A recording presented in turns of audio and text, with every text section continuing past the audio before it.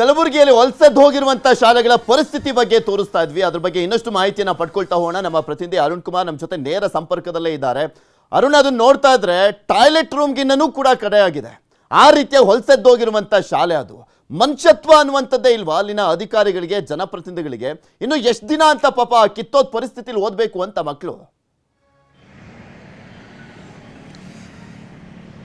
ಹೌದು ಪೃಥ್ವಿ, ಸರ್ಕಾರ ಸಾಕಷ್ಟು ಅನುದಾನಗಳನ್ನ ಶಿಕ್ಷಣಕ್ಕೆ ಮೀಸಲಿಡ್ತೀವಿ, ಒಳ್ಳೆಯ ಶಿಕ್ಷಣ ಕೊಡೋಕ್ಕೂ ನಾವು ಸಿದ್ಧರಿದ್ದೀವಿ ಅಂತ ಸರ್ಕಾರ ಹೇಳುತ್ತೆ. ಆದರೆ ಇಲ್ಲಿ ನೋಡಿದರೆ ಆ ಒಂದು ಪರಿಸ್ಥಿತಿ ಕಲಬುರಗಿ ಜಿಲ್ಲೆಯಲ್ಲಿ ಕಾಣ್ತಾ ಇಲ್ಲ.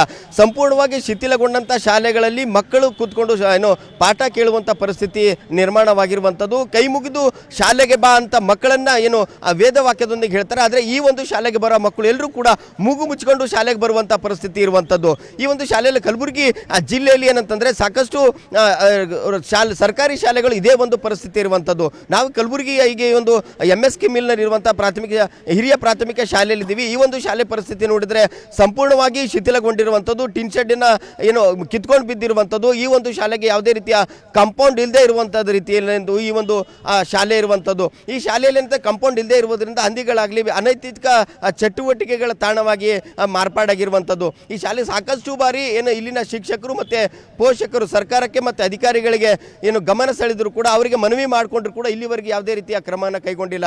ಈ ಒಂದು ಶಾಲೆ ಪರಿಸ್ಥಿತಿ ನಾವು ನೋಡ್ತಾ ಇದ್ರಿ.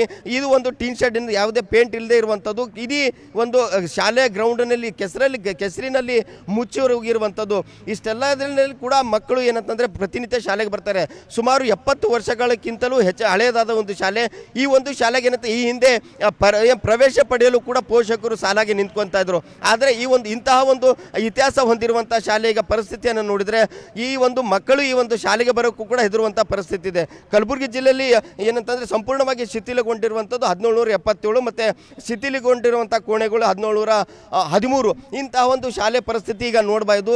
ಈ ಒಂದು ಶಾಸಕರಾಗಲಿ ಇಲ್ಲಿಯ ಸಚಿವರಾಗಲಿ ಆದರೆ ಶಿಕ್ಷಣ ಇಲಾಖೆ ಅಧಿಕಾರಿಗಳು ಯಾರು ಕೂಡ ಇತ್ತ ಕಡೆ ಗಮನ ಹರಿಸ್ತಾ ಇಲ್ಲ. ಈ ಒಂದು ಶಾಲೆ ಏನಂತಂದರೆ ನಮಗೆ ಮಳೆ ಬಂದರೆ ಸಾಕು ಸಂಪೂರ್ಣವಾಗಿ ಗೋಡೆಗಳು ಕಿತ್ಕೊಂಡು ಬಂದಿದೆ. ಯಾವಾಗ ಬೀಳುತ್ತೆ ಬೀಳುವ ಹಂತದಲ್ಲಿ ಈ ಒಂದು ಶಾಲೆಯ ಪರಿಸ್ಥಿತಿ ಇರುವಂಥದ್ದು. ನಮಗೆ ಏನಂತಂದರೆ ಟೀನ್ ಶೆಡ್ಡನ್ನು ಹಾಕಿ ಕಾಂಪೌಂಡನ್ನು ಹಾಕೋದ್ರ ಮೂಲಕ ನಮಗೆ ಒಂದು ವ್ಯವಸ್ಥೆಯನ್ನು ಮಾಡಿಕೊಡಿ ಅಂತ ಮಕ್ಕಳು ಹೇಳ್ತಾ ಇದ್ದಾರೆ. ಈಗ ಶಾಲೆ ಪೋಷಕರು ನಮ್ಮೊಂದಿಗೆ ಅವರನ್ನೇ ಮಾತಾಡ್ಸೋಣ. ಸರ್, ಈಗ ಎಷ್ಟು ವರ್ಷದ ಹಳೆದಾದ ಶಾಲೆ ಇದು? ಈ ಒಂದು ಶಾಲೆ ಪರಿಸ್ಥಿತಿ ಹೀಗಾಗ್ತದೆ. ಎಷ್ಟು ಬಾರಿ ಅಧಿಕಾರಿಗಳಿಗೆ ಗಮನಕ್ಕೆ ತಂದ್ರೆ ಏನು ಪ್ರಯೋಜನ ಆಗಿಲ್ವಾ ಅಂತ? ಆಗಿಲ್ಲ. ಇದು ಸುಮಾರು 1942 to 50 ಸುಮಾರು ಶಾಲೆ ಚಾಲು ಅದು. ಇದು MSK ಮಿಲ್ ಶಾಲೆ. ಇದು MSK ಮಿಲ್ ದಯಾರಾಮ್ ಶಿವರಾಜ್ ಮೇಲೆ ಲಾವಟಿಯವರು ಪ್ರೈವೇಟ್ ಮಾಲಕರು ಓನರು. ಅವ್ರು ನಮ್ಮ ಲೇಬರ್ ಮಕ್ಕಳು ಇಲ್ಲಿ ಶಿಕ್ಷಣ ಸಿಗಲಿ ಸಮೀಪ ಇರಲಿ ಅಂತ ಮಾಡ್ಯಾರ. ಮಾಡೋದ ಬಳಿಕ ಅವ್ರು ಆದ ಬಳಿಕ ಇಲ್ಲಿವರೆತನ ಯಾರೂ ಇದಕ್ಕೆ ಶಾಲೆಗೆ ಗಮನನೇ ಕೊಟ್ಟಿಲ್ಲ. ಒಂದು ಹೋಗೋ ಬರೋ ರೋಡ್ ಇಲ್ಲ. ಮಕ್ಕಳು ನೋಡ್ರಿ ಇಲ್ಲಿ ಹೆಂಗೆ ಹೋಗ್ಬೇಕು, ಈಗ ಕಸ್ರಾಗ ಟೀಚರ್ಗಳು ಹೆಂಗೆ ಹೋಗ್ಬೇಕು ರೀ. ಈವನ್ ಕೂಲಿ ಕೆಲಸಕ್ಕೆ ಹೋಗೋಂಥ ಅಡಿಗೆ ಹೋಗೋಂಥ ಹೆಣ್ಮಕ್ಳು ರೋಡ್ ಬೇಡ್ತಾರೆ. ಶಿಕ್ಷಕರು ಈ ಥರ ಓಡಾಡಿದ್ರೆ ಮಕ್ಕಳು ಯಾವ ಥರ ಓಡಾಡಬೇಕು?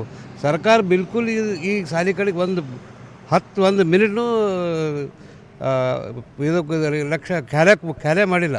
ಅದಕ್ಕೆ ಇಂಥ ಪರಿಸ್ಥಿತಿ ಒಳಗೆ ಪ್ರೈವೇಟ್ ಶಾಲೆ ಇದಕ್ಕೆ ಚಲೋ ಮಕ್ಕಳು ಅಲ್ಲೇ ಹೋಗ್ತಾವೆ, ಇಲ್ಲಿ ಬರೋಂಗಿಲ್ಲ. ಅದಕ್ಕೆ ಇದ್ರಾಗ ಸರ್ಕಾರ ತಪ್ಪದೋ ಏನೋ ಪರ್ಯಾವರಣ ತಪ್ಪದೋ ಗೊತ್ತಿಲ್ಲ. ಈ ರೀತಿ ಶಾಲೆಗಳಿದ್ರೆ ಹೆಂಗೆ ಬರ್ಬೇಕು ಮಕ್ಕಳು, ಹೆಂಗೆ ಬರ್ಬೇಕು ಹೇಳಿ? ದೊಡ್ಡವರೇ ಓಡಾಡೋಕೆ ದಾರಿ ಇಲ್ಲ. ಪೂರಾ ಎಲ್ಲ ಕಡೆಗೆ ರೋಡ್ ಅದ, ಇವೆಲ್ಲ ಕಲ್ಲದ, ನೀರು ನಿಂತದ, ಏನು ಮಾಡಿದ್ರೂ ಉಪಯೋಗ ಇಲ್ಲ. ಅದಕ್ಕೆ ಎಷ್ಟು ಸಲನೂ ಮನವಿ ಮಾಡ್ಯದ, ಯಾರು ಏನೂ ಮಾಡಿಲ್ಲ. ಸುಮಾರು 80 ಒಳಗೇನೋ ಒಬ್ಬರು ಇದು SDMC ಮೆಂಬರ್ ಇದ್ದರು. ಅವ್ರ ಕೈ ಮೇಲೆ ಏನೊಂದು ಸಲ ಸುಣ್ಣ ಬಣ್ಣ ಮಾಡಿ ಇದಕ್ಕಿಷ್ಟು ಠೀಕ್ ಠಾಕ್ ಮಾಡಿದ್ರು ಆಟೆ ಕರೆ. ಅದಾದ ನಂತರ ಇಲ್ಲಿ ತನಕ ಯಾರೂ 5 ಪೈಸೆ ಖರ್ಚು ಮಾಡಿಲ್ಲ, ಏನಿಲ್ಲ. ಇಲ್ಲಿ ಬೋರ್ವೆಲ್ ಅದ. ಬೋರ್ವೆಲ್ ಇದ್ದರೂ ರಾತ್ರಿ ಸಾಯಂಕಾಲ ಅನೈತಿಕ ಚಟಗಳು ಸಾಕಷ್ಟು ನಡೀತಾವೆ. ಯಾರಿಗೆ ಹೇಳೋಕ್ಕೂ ಬರೋಲ್ಲ. ಎಲ್ಲರೂ ಕುಡಿತಾರೆ, ಬೀವ್ ಕೊಡ್ತಾರೆ, ಅದು ಏನೇನೋ ತರ್ತಾರೆ, ಏನೇನೋ ಲಪಡ ಮಾಡ್ತಾರೆ. ಅದಕ್ಕೆ ಸರ್ಕಾರ ಪೊಲೀಸ್ರು 2-3 ಸಲ ಬಂದು ಒಯ್ದದ, ಅದನ್ನು ಉಪಯೋಗ ಇಲ್ಲ. ಶಾಲೆ ಕಾಂಪೌಂಡ್ ಇಲ್ಲ, ಹೋಗ್ಲಿಕ್ಕೆ ಬರೋಕ್ಕೆ ದಾರಿನೇ ಇಲ್ಲ. ಮಕ್ಕಳು ಹೆಂಗೆ ಹೋಗ್ಬೇಕು ನೀವೇ ನೋಡಿ, ಸ್ವಲ್ಪ ನೋಡಿ ಈ ರೀತಿ ಒಳಗೆ ಹೆಂಗೆ ಹೋಗ್ಬೇಕು? ಶಿಕ್ಷಕರು ಏನು ಮಾಡ್ತಾರೆ ನಿರ್ವಹಣೆ 5 ವರ್ಷ ಇಲ್ಲ 3 ವರ್ಷ ಇಲ್ಲಿ ಇರ್ತಾರೆ, ಅವರು ಟ್ರಾನ್ಸ್ಫರ್ ಹೋಗಿಬಿಡ್ತಾರೆ. ಮಕ್ಕಳಲ್ಲಿ ಹೋಗ್ಬೇಕು? ಇದು ಕಡೆಗೆ ಸರ್ಕಾರೇ ಗಮನ ಕೊಡೋದು. ಸರ್ಕಾರ ಹೇಳ್ತದೆ ದೊಡ್ಡ ಪ್ರತಿಯೊಂದು ಹಳ್ಳಿಗೆ ಶಾಲೆ ಮಾಡ್ತೀವಿ, ಪ್ರತಿಯೊಂದು ಹಳ್ಳಿಗೆ ನಾವು ಇದು ಮೂಡ್ತೀವಿ ಅಂತ ಏನೂ ಅಲ್ಲ. ಬರೀ ಪೇಪರ್ನಾಗ TV ಒಳಗೆ ಅದ, ಕಾರ್ಯರೂಪದಾಗ ಏನೂ ಮಾಡಿಲ್ಲ ಸರ್ಕಾರ. ಇಲ್ಲಿ ಇದು ನೀವೇ ನೋಡ್ತಾ ಇದ್ದೀರಲ್ಲ ಹೇಗಿದೆ ಪರಿಸ್ಥಿತಿ ಅನ್ನುವಂಥದ್ದನ್ನ. ಯಾವಾಗಲೂ ವಿಮೋಚನಾ ದಿನ ಹೋಗ್ಬಿಟ್ಟು ಫ್ಲಾಗ್ ಹಾರ್ವೆಸ್ಟಿಂಗ್ ಮಾಡಿಬಿಟ್ಟು ಅಲ್ಲಿ 5,000 ಕೋಟಿ ಅಂತ ಘೋಷಣೆ ಮಾಡೋದಲ್ಲ ಸ್ವಾಮಿ. ಅಲ್ಲಿ ಪರಿಸ್ಥಿತಿ ಏನಿದೆ ಈಗ ಘೋಷಣೆ ಮಾಡ್ತಾ ಇರುವಂಥ ಹಣ ಎಷ್ಟು ಮಟ್ಟಿಗೆ ಸದುಪಯೋಗ ಆಗ್ತಾ ಇದೆ ಅದ್ರ ಬಗ್ಗೆನೂ ಕೂಡ ಪರಿಶೀಲನೆ ಮಾಡಬೇಕಲ್ವಾ. ಮಾತೆತ್ತಿದ್ರೆ ಸಾಕು. ಅಲ್ಲಿನ ಪ್ರಿಯಾಂಕ್ ಖರ್ಗೆ ಅವರಾಗಿರ್ಬೋದು, ಕಾಂಗ್ರೆಸ್ನ ಶಾಸಕರು, ಬರೀ ಬಿಜೆಪಿಯವರು ಹಿಂದುತ್ವದ ಬಗ್ಗೆ ಮಾತನಾಡ್ತಾರೆ, ಅವರು ಅಭಿವೃದ್ಧಿ ಬಗ್ಗೆ ಮಾತನಾಡಲ್ಲ ಅಂತ ಹೇಳ್ತಿರಲ್ಲ. ನೋಡಿ, ಇವಾಗ ನಿಮಗೆ ಅಧಿಕಾರ ಕೊಟ್ಟಿದ್ದಾರೆ ಅಲ್ಲಿನ ಜನ. ಅಲ್ಲಿ ಇವನ್ ಎಂಪಿಗಳನ್ನು ಕೂಡ ನಿಮ್ಮ ಭಾಗದವ್ರನ್ನೇ ಆಯ್ಕೆ, ಅಂದರೆ ನಿಮ್ಮ ಪಕ್ಷದವ್ರನ್ನೇ ಆಯ್ಕೆ ಮಾಡಿದ್ದಾರೆ. ಈಗಲಾದರೂ ಸರಿ ಮಾಡುವಂಥ ಕೆಲಸ ಮಾಡ್ರಿ. ಎಷ್ಟು ವರ್ಷದಿಂದ ಪಾಳು ಬಿದ್ದೋಗಿದ್ದಾವೆ ಆ ಶಾಲೆಗಳು, ಅದನ್ನು ಸರಿ ಮಾಡುವಂಥ ವ್ಯವಸ್ಥೆಯನ್ನ ಮಾಡಿ ಅಲ್ಲಿ. ಯಾಕೆಂದ್ರೆ ಪಾಪ ಮಕ್ಕಳು ಅಲ್ಲಿ ಹೇಳ್ತಾ ಇದ್ರು ನಮ್ಮ ಪ್ರತಿನಿಧಿ, ಮೂಗು ಮುಚ್ಕೊಂಡು ಒಳಗಡೆ ಬರಬೇಕಾಗಿದೆ, ಕೈ ಮುಗಿದು ಒಳಗಡೆ ಅಲ್ಲ, ಮೂಗು ಮುಚ್ಕೊಂಡು ಒಳಗಡೆ ಬರಬೇಕಾದಂಥ ಪರಿಸ್ಥಿತಿ ಇದೆ. ಆ ಸಮಸ್ಯೆಯನ್ನ ಬಗೆಹರಿಸಿ ಪಾಪ ಪುಣ್ಯ ಕಟ್ಕೊಳ್ಳಿ. ಎಷ್ಟು ಸಾಧ್ಯ ಆಗುತ್ತೋ ಅಷ್ಟು ಬೇಗ ಆ ಸಮಸ್ಯೆಯನ್ನ ಬಗೆಹರಿಸಿ ಒಳ್ಳೊಳ್ಳೆ ಕಟ್ಟಡಗಳನ್ನು ಕೊಟ್ಟು ಮೂಲಭೂತ ಸೌಕರ್ಯಗಳನ್ನು ಕಲ್ಪಿಸ್ಕೊಡಿ. ಬಡವರ ಮಕ್ಕಳು ಕೂಡ ಬೆಳಿಲಿ.